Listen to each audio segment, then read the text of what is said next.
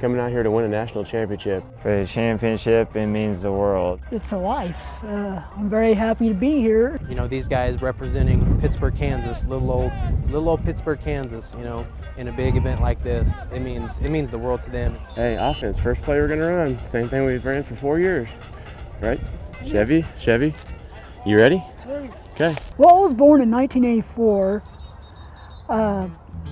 I survived 38 surgeries. 29-year-old Chevy Peters was born in Parsons, Kansas. He's a fighter on and off the football field. He's unbelievable. I mean, that guy works year-round for this sport. He loves football. But doctors didn't expect Chevy to live past the age of 2. He suffers from a rare life-threatening condition called biliary atresia.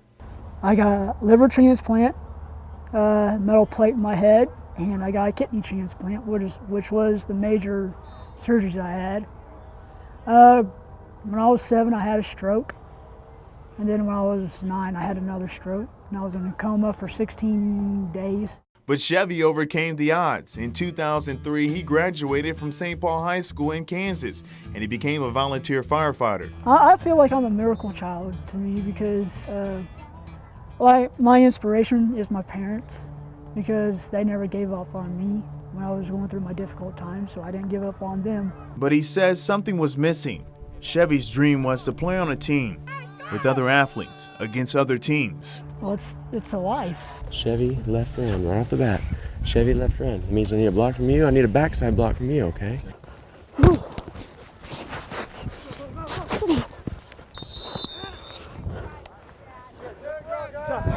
And one day that wish came true. In 2008, he joined the New Hope Bulldogs. New Hope is partnered with Special Olympics. More than 4.2 million children and adults with developmental disabilities train and compete around the world. Let's go, defense, come on! 1, 2, 3, 4, 5. On this day, Chevy fights a new battle, but with teammates by his side. 10. The team looks to clinch their first national flag football title in Lincoln, Nebraska. I'm doing for those who don't get the chance to play flag football. I'm doing it for those who passed on at New Hope. They're up in heaven right now. Back on the national tournament stage, the team is ready to face off. Well, we've had about 60 practices. We've played in 2 other tournaments. It's been a long year. The guys are ready, and hopefully come ready to play and have a good time. Well, it's always been a dream for us to get a national championship, and we always get caught up in a difficult situation, and you know, we always come out of it. It's our dream to become national champions.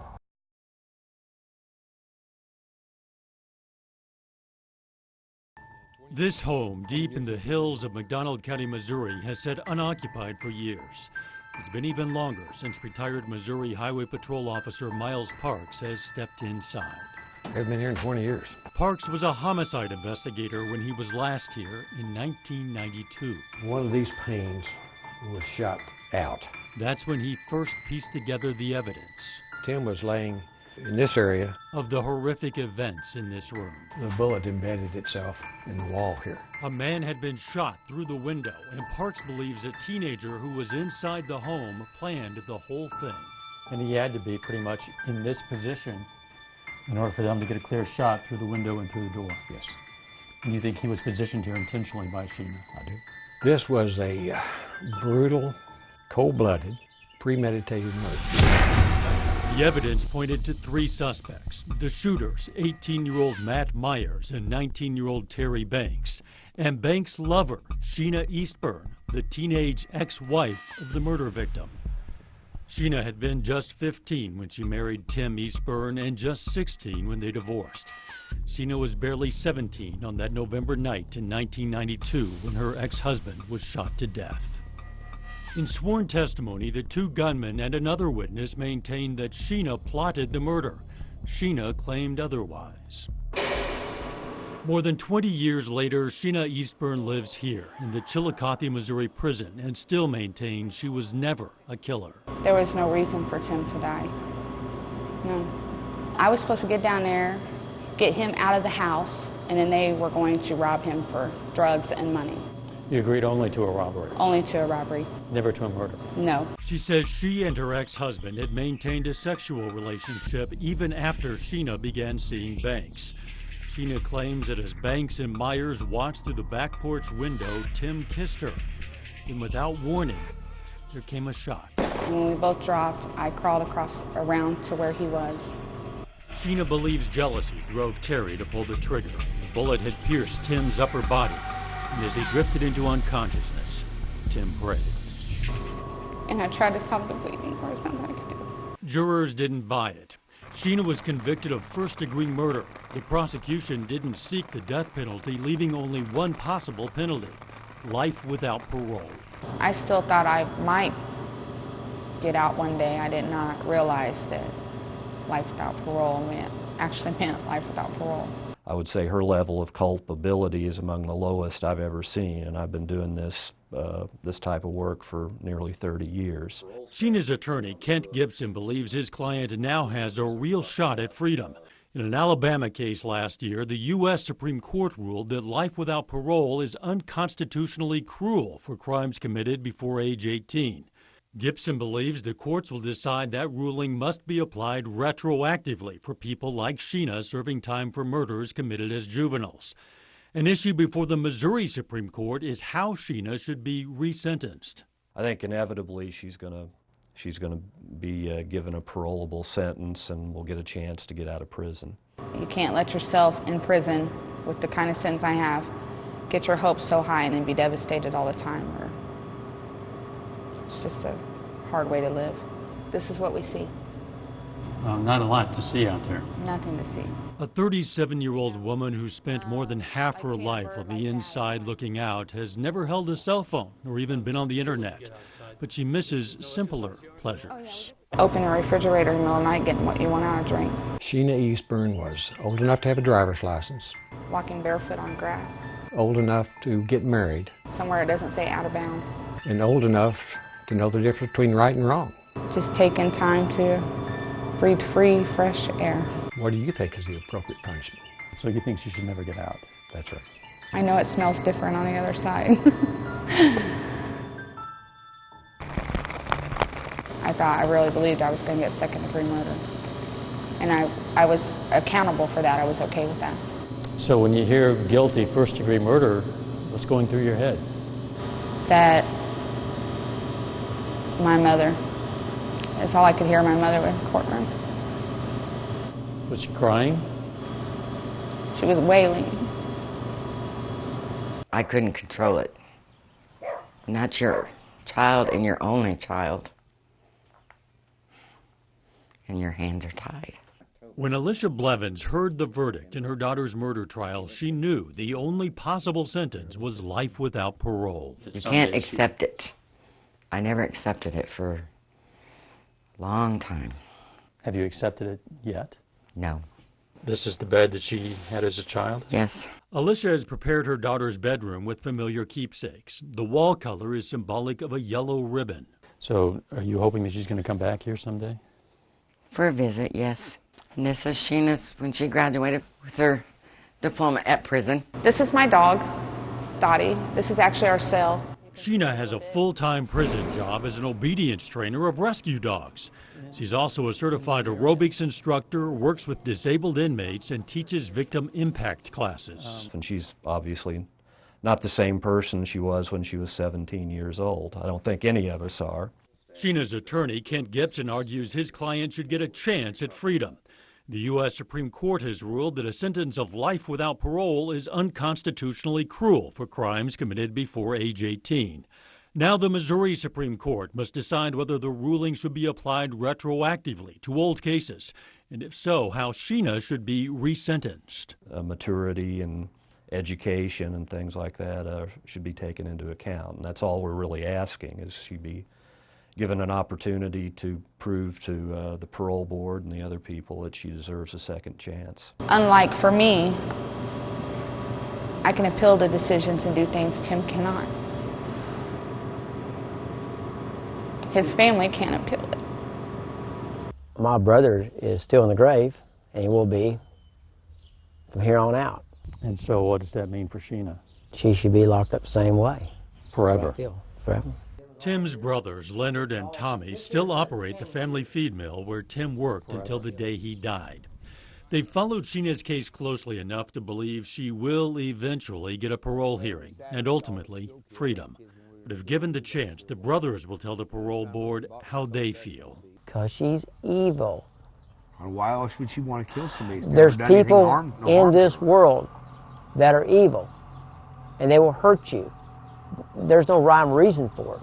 They just will. I would tell them how sorry I am. I've never got to say that to them. And I know that no matter what, I can never take their pain away. Never been the same since that day. Life. And never will be the same. Dad was never the same. Never the same. Mom was never the same.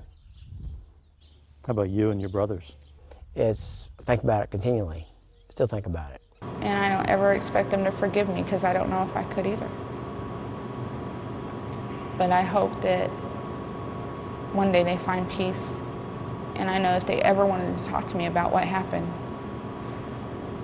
that's okay. I'm truly sorry for their loss. But we all lost that day.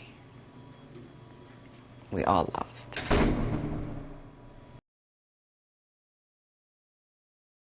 It didn't come cheaply. Oh, I'm confident. North of $120 million. Yep. It came from a number of sources, the funding did. A lot of it was local, some from elsewhere. How do you balance the cost of a facility like this versus the benefits? I think it's easy. You measure the success of the people coming out of this institution. And I think what you're going to find, and the Secretary can speak to it better than I think you're going to find these kids have, and not only they have an opportunity, but they gain confidence in an environment like this. When they show up on a college campus, it's not going to be something new to them. It's not going to be this intimidating notion. When they, I just think the success will be measured by the payoff in terms of the education, confidence, and the progress these kids make when they leave here. How do you know when you've spent too much on something like this? Well, I don't think you do know that unless it turns out that what you have constructed, both in terms of human resources and physical resources, turns out not to be embraced by the people for whom you constructed it. This is more than a high school, of course, as you know. It's also a technology center. Can you speak a bit about the importance of that sort of facility and what sort of role we might see for technology centers in the future? Well, the world has changed, and if our students don't have access to that, if they don't have access to laptops and iPads and tablets, then frankly they're going to be a competitive disadvantage. And you talk about this being an investment, that's exactly what it is. This is an investment, not an expense. And if Joplin wants to attract great businesses in the future, if they want the students to come back and work, they have to provide a world-class education. What you see here is not just an amazing facility, you see high school graduation rates going up, you see dropout rates going down, you see more students taking and passing AP classes. And it's not that the children are smarter than 5 years ago or 10 years ago, they just have more opportunity. And when you do that, when students leave prepared, they'll go on to college, they'll come back here, and it helps to build the economy and build a strong community. So you can't have a strong city or a strong neighborhood if you don't have great public schools. Those two things are inextricably linked. Again, I think the citizens of Joplin fundamentally understand that. You know what I think it says? What's that? Everyone I spoke to here, everyone I've spoken to here involved with the administration or from the school board, their expectations are much higher. My mother used to have an expression. She said, Joey, children tend to become that which you expect of them. And so if they have the single best facilities, they have the single greatest opportunity, and they have people around them, adults who expect them to do better, they will do better. I mean, it feeds on itself. And the thing about this community is sort of contagious. I'm told you've been here for a number of years. A good number. but it's pretty contagious. I mean, the idea, the expectation that, our kids deserve this kind of opportunity. And our kids, we expect more from them, and they will produce. As we expect more of our kids, what does that mean we should expect of Joplin in the future? Well, I think you're going to expect that Joplin is going to just be one of those cities that, in fact, other people are going to be looking to. I'll may lay you 8 to 5 that you're going to see people from other school districts in this state, from other communities coming, looking at this facility.